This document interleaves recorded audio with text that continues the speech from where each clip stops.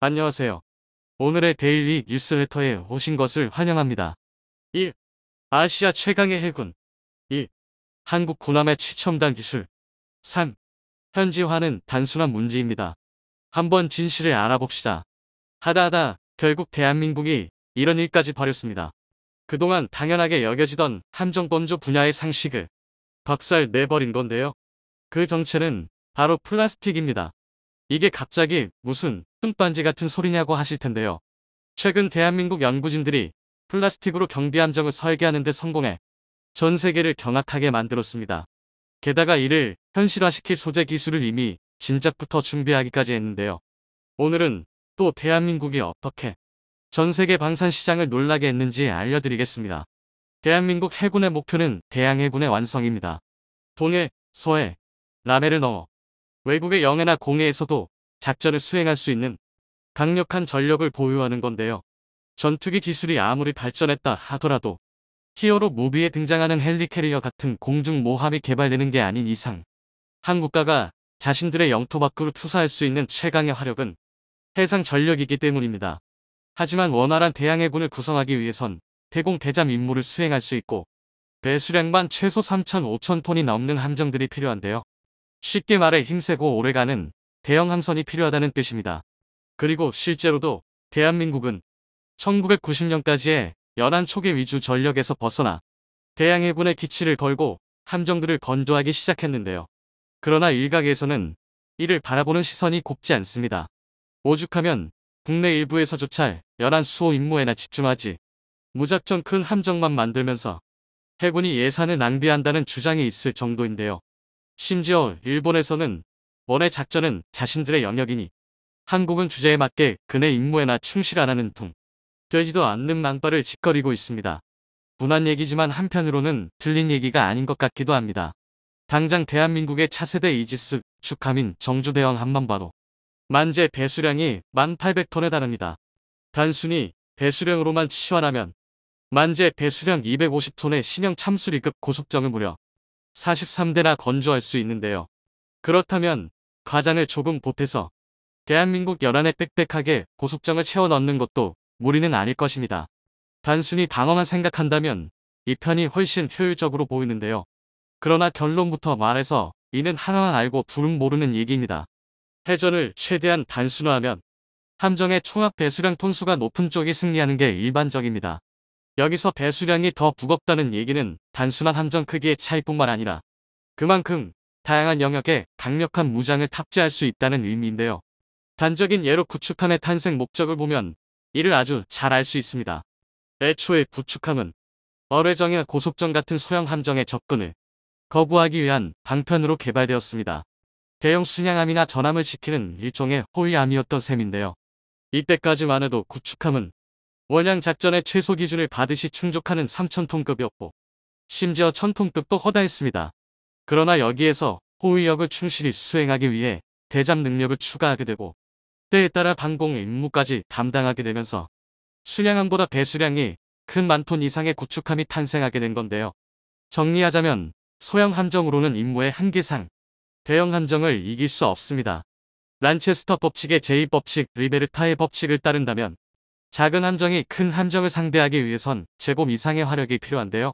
그렇기 때문에 해전에서는 톤 총수, 다시 말해 배수량에 수반되는 성능의 차이가 절대적입니다. 물론 이건 어디까지나 최대한 해전을 단순화했을 때의 얘기입니다.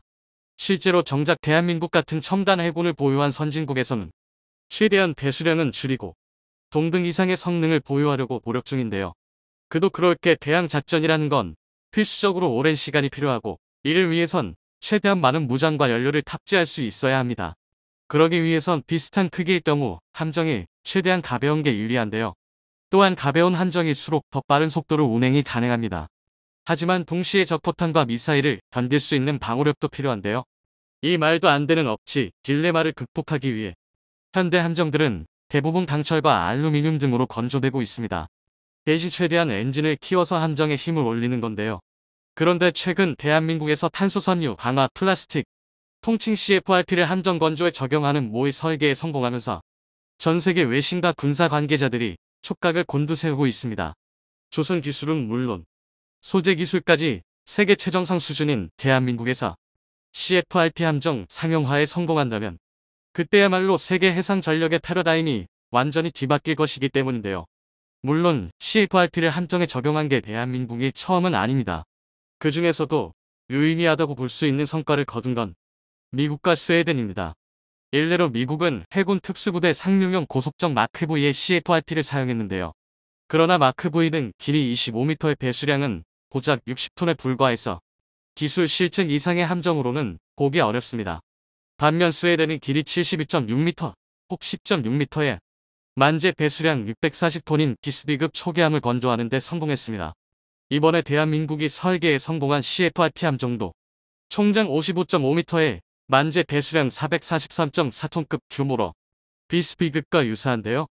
비슷한 크기의 동급 경비함이 강철, 알루미늄 소재를 사용했을 때의 평균 만재 배수량이 595.6톤에 달한다는 걸 감안하면 무려 25.6%나 중량 감축에 성공한 것입니다. 그리고 이 덕에 연비는 무려 48%나 증가했고 최대 항속 거리는 198km나 넓어졌는데요. 심지어 함정의 무게 자체가 가벼워지면서 3배 이상의 포탄을 더 적재할 수 있었습니다. 소재 하나 바꿨을 뿐인데 전투력이 수직 상승한 건데요. 더군다나 CFRP함은 소재를 쌓아 올리는 저층형 건조 방식을 사용하기 때문에 이 과정에서 스텔스 소재를 적용할 수도 있습니다. 아닌 게 아니라 비스비급 초계함의 가장 큰 특징도 바로 혁신적인 수준의 스텔스 성능인데요.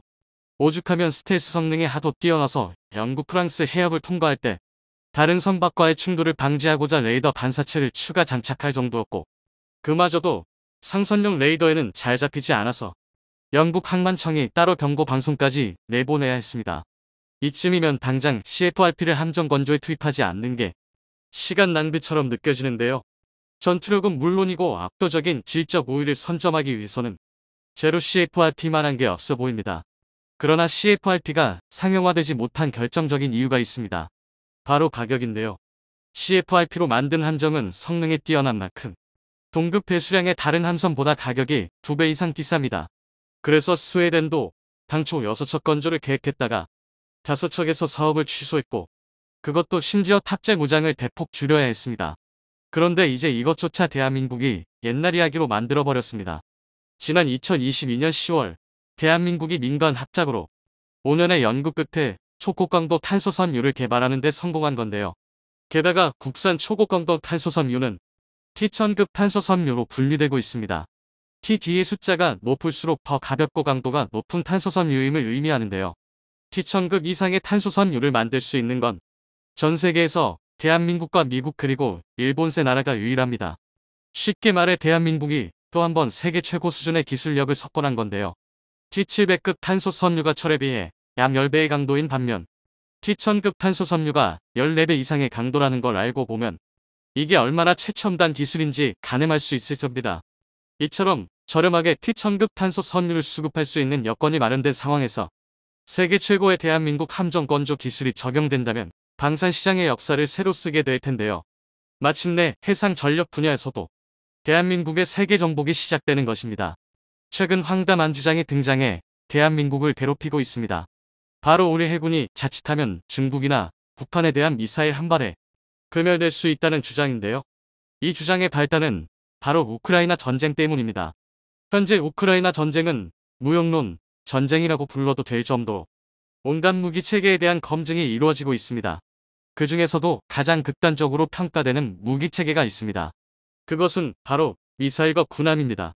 매번 새로운 전황이 올라올 때마다 앞장의 끝을 보여주는 러시아군이지만 유감스럽게도 미사일 폭격은 나름의 전과를 올리고 있습니다. 특히 무차별적인 미사일 폭격으로 인한 민간 시설 피해가 어마어마합니다. 일례로 최근 젤렌스키 대통령이 발표한 내용에 따르면 우크라이나의 에너지 인프라 50%가 러시아군의 미사일 공격에 의해 파괴되었다고 하는데요. 전후 사회시설 복구에 참담한 난항이 예상됩니다. 이에 전문가들은 만약 전쟁이 우크라이나의 승리로 끝나더라도 인프라 부족으로 사회 구조가 혼란스러운 틈을 타 러시아의 심리전이 시작될 가능성이 높다고 경고하고 있는데요. 즉 우크라이나가 외부의 공격이 아닌 내부에서부터 무너지게 할 속셈이라는 것입니다. 이는 상당히 설득력 있는 주장인데요. 이번 전쟁을 100년 대계의 전략으로 본다면 진정한 승자는 러시아가 될 수도 있습니다.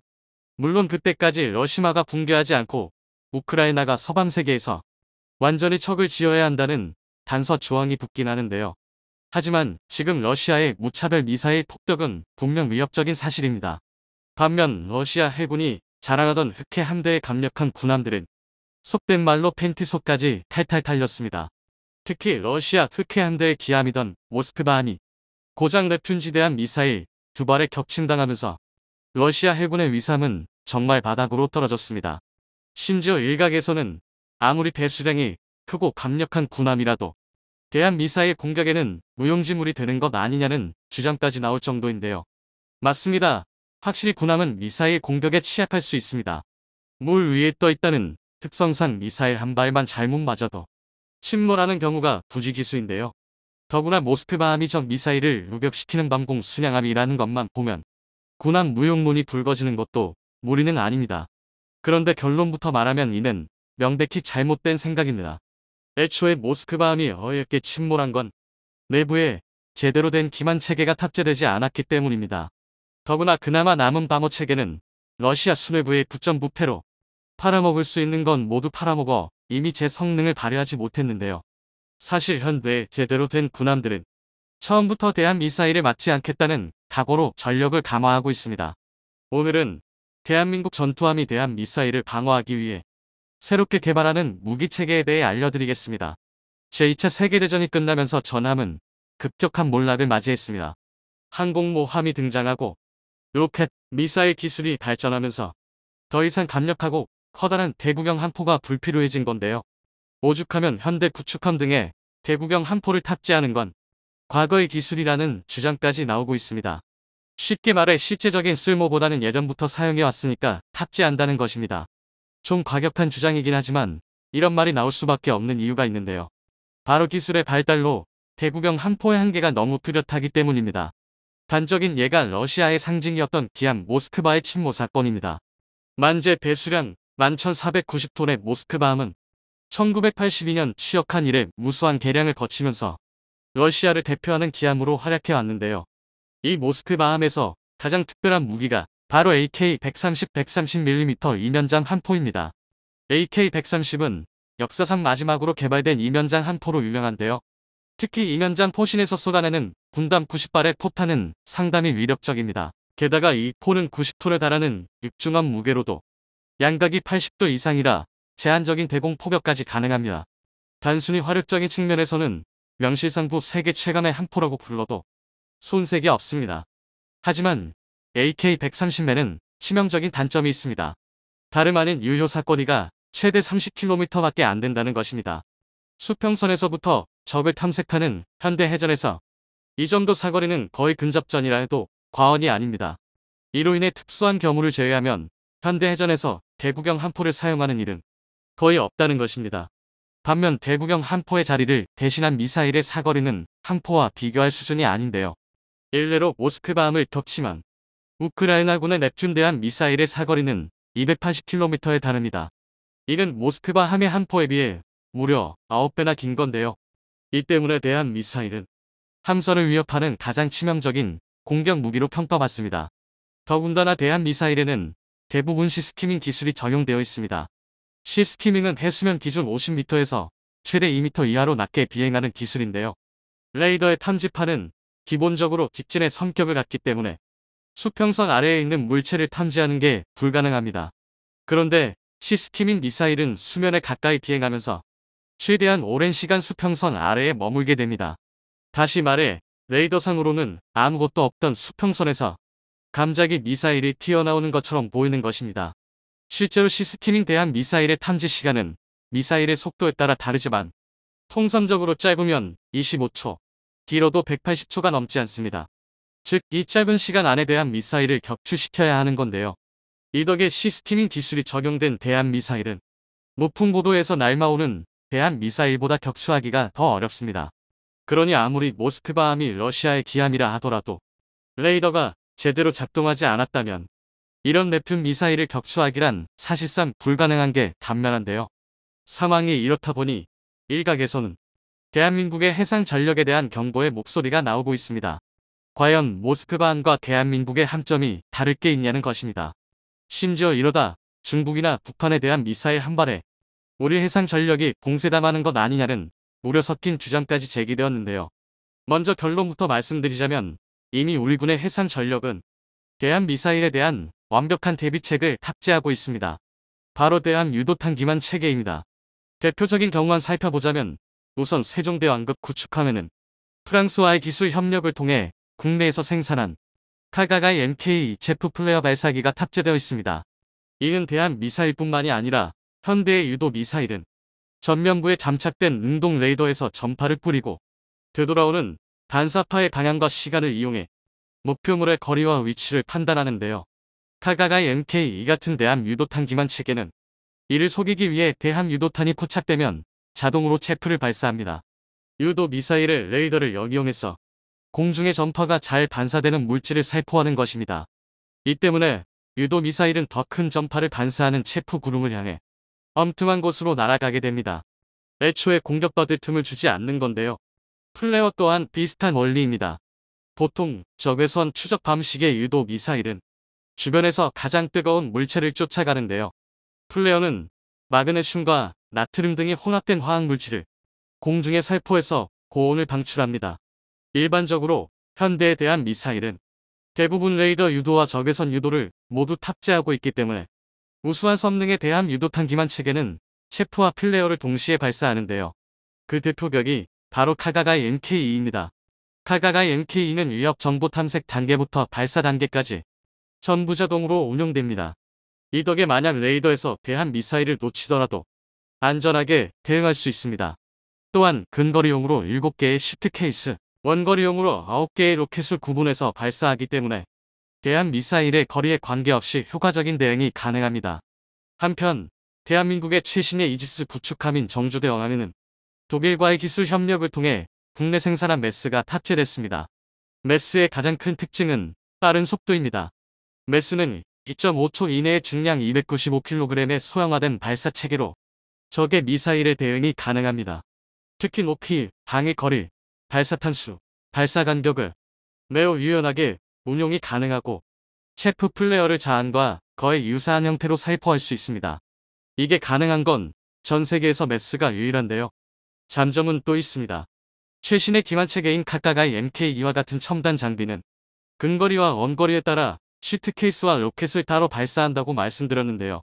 이는 탄종에 따라 발사거리, 고도, 반응시간, 지속시간, 레이더 반사 면적이 모두 다르기 때문입니다. 하지만 메스에 탑재된 다연력 연막탄 32발로 다양한 사거리에 대응할 수 있습니다. 이런 탁월한 확장성과 편리함 덕분에 메스는 전세계 대함 유도탄 기만 체계 경쟁에서 독보적인 우위를 선점하고 있는데요. 그런데 얼마 전 한국이 개발하는 대함 기만 체계는 메스나 카가가이 MK2보다 더 진보된 기능이 탑재됐습니다. 바로 MMW 레이더 탐색 기능을 보유한 대함 미사일에 대응이 가능합니다.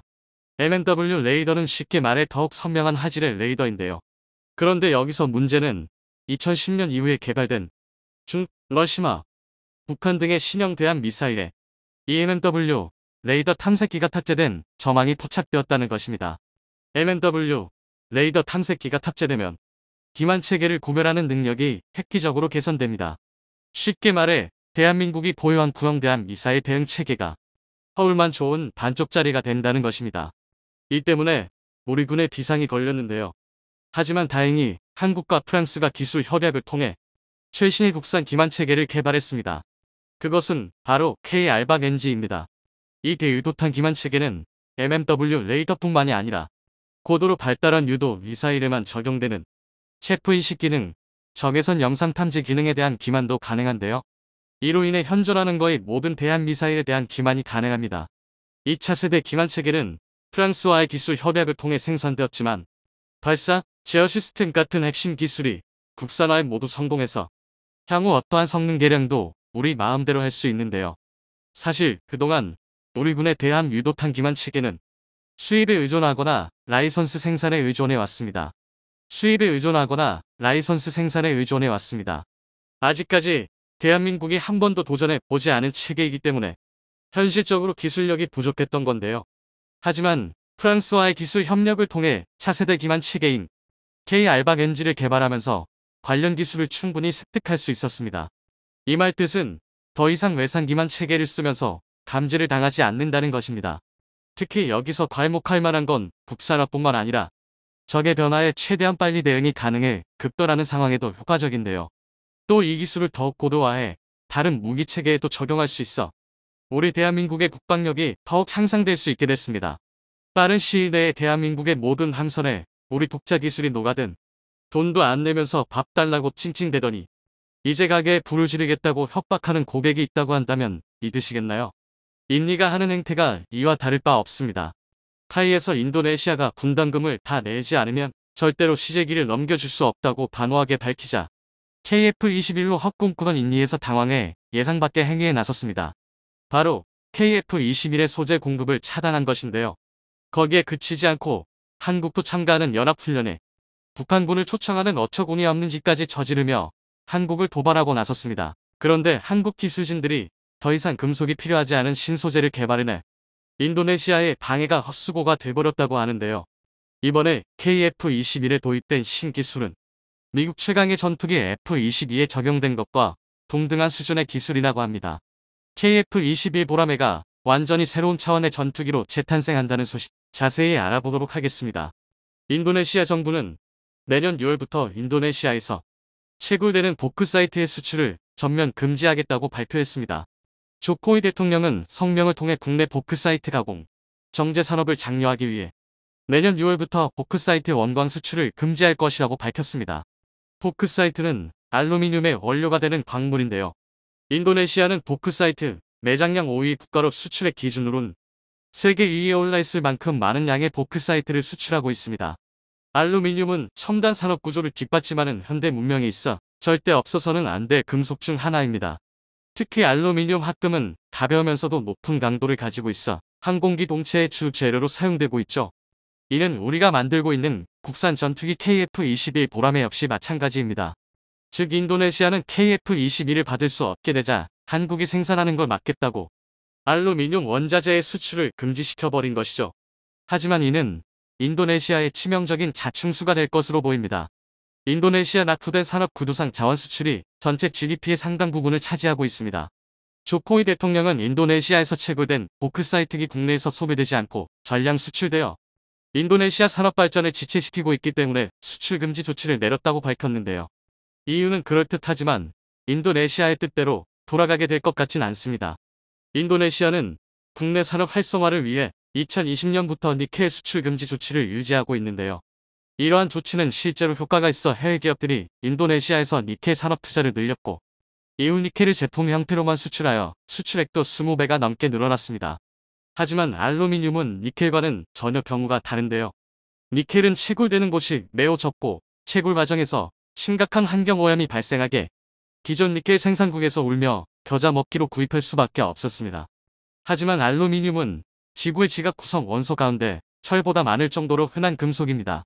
즉 알루미늄에 있어서는 인도네시아의 대체재가 얼마든지 있다는 것이죠.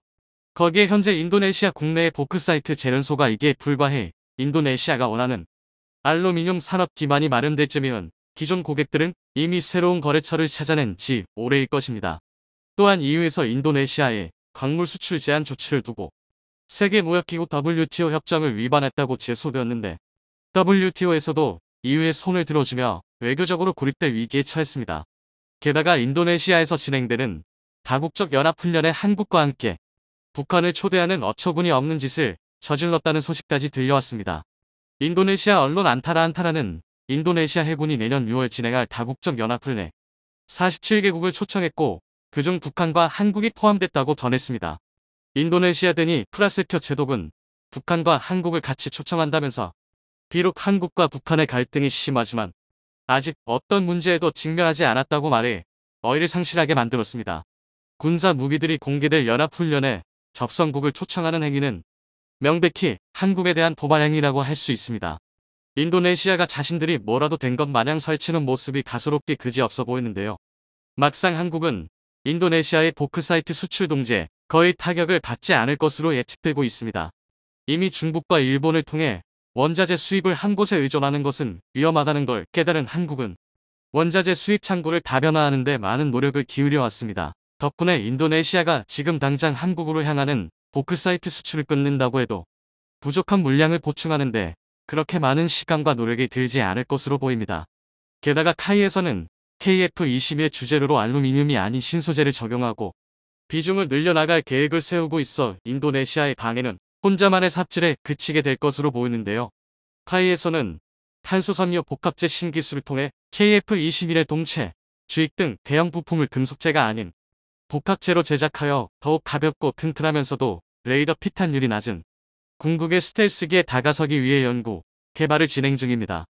복합 소재는 비금속 소재이면서도 강철의 수배에 달하는 강성과 가벼운 무게, 레이더파에 대해 낮은 반사율을 가지고 있어 알루미늄 합금을 대체할 차세대 항공 소재로 각광받고 있습니다.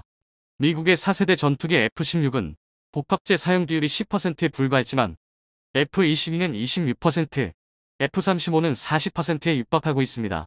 우리나라는 T-50 고등훈련기에 복합재 소재를 적용하는 과정을 통해 항공 복합재, 설계 및 성형 기술을 획득하는 데 성공했습니다.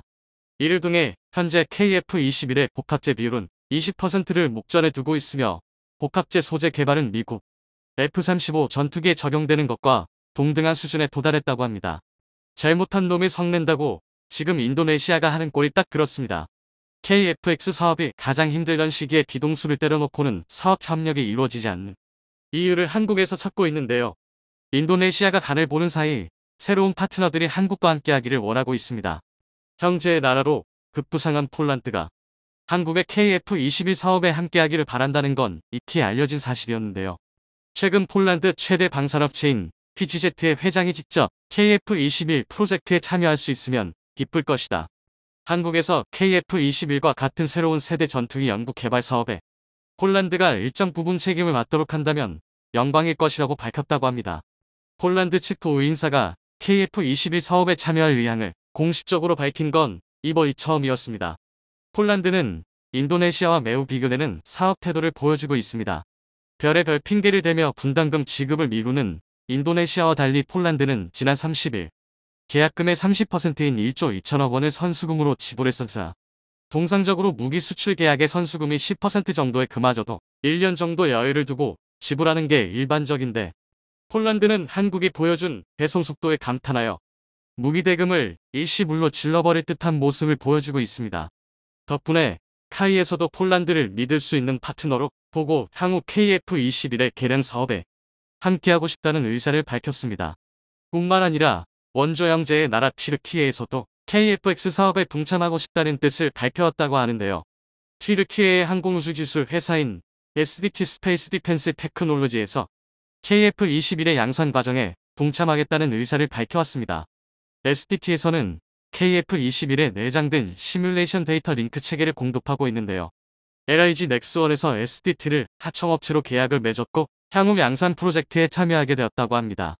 우리나라가 차세대 전투기를 독자 개발한다는 소식에 튀르키예에서도 5세대 전투기를 개발한다는 소식이 전해들었었는데요. 실상은 정치인들의 실적 부풀리기용으로 겉껍데기만 그럴듯하게 만들어진 종이비행기였다는 사실이 드러났었죠. SDT 역시 튀르키예 TF-X 사업의 핵심 협력업체였는데 본국의 프로젝트에 이미 가망이 없다는 걸 깨닫고 빠르게 한국으로 줄을 갈아타려 시도하고 있는 것 같습니다. 인도네시아의 바람과는 달리 KF-21 개발은 순풍을 타고 있습니다. 얼마 전에는 KF-21 시제가 시속 1000km의 아음속으로 비행했다는 소식까지 들려왔습니다. 시험 비행을 거치며 KF-21의 비행 속도를 점진적으로 늘려가고 있는데 음속 도달까지 단 한 발만을 남겨두고 있는 것이죠. 새로운 소재 도입과 함께 KF-21의 국산화율도 점점 퍼센티지를 늘려나가고 있습니다. 현재 KF-21의 부품 국산화율은 65%로 알려져 있는데요. 이는 1호기 기준으로 현재 시제 6호기까지 조립이 완료된 상태로 국산화 비율은 더욱 높아졌을 것으로 예상되고 있습니다. 국산화를 이루어내지 못한 나머지 30%는 KF-21의 엔진이 차지하는 부분인데요. 현재 KF-21 엔진의 국산화 비율은 40% 정도라고 합니다. 이는 T-50 고등훈련기의 엔진 국산화율이 35% 정도인 걸 감안한다면 놀랄만한 국산화 속도를 보여주고 있는 것이죠. 이러한 엔진 국산화 비율까지 포함시킨다면 KF-21의 국산화 비율은 90%에 육박할 것으로 추정되고 있습니다. 하나에어로스페이스는 엔진의 완전한 국산화를 위해 다양한 프로젝트를 진행하고 있는데요. 다양한 무인기용 엔진 개발을 통해 고도의 항공 엔진 개발을 위한 노하우를 쌓는 중이며 KF-21 보라매에 탑재된 APU, 보조동력장치 엔진을 독자 개발해 현재 비행시험을 진행 중이라고 합니다. 항공기 엔진 독자 개발은 향후 우리나라 항공산업 발전에도 큰 도움이 될 수 있게 최근 공개된 국가전략기술 육성 방안에서도 첨단 항공 가스터빈 엔진 부품이 포함되어 정부 차원에서 엔진 개발을 독려하고 있는 상황입니다. 인도네시아의 이 같은 행태가 한국보단 자국에 치명적인 해가 된다는 사실을 언제쯤 깨달을지 모르겠습니다.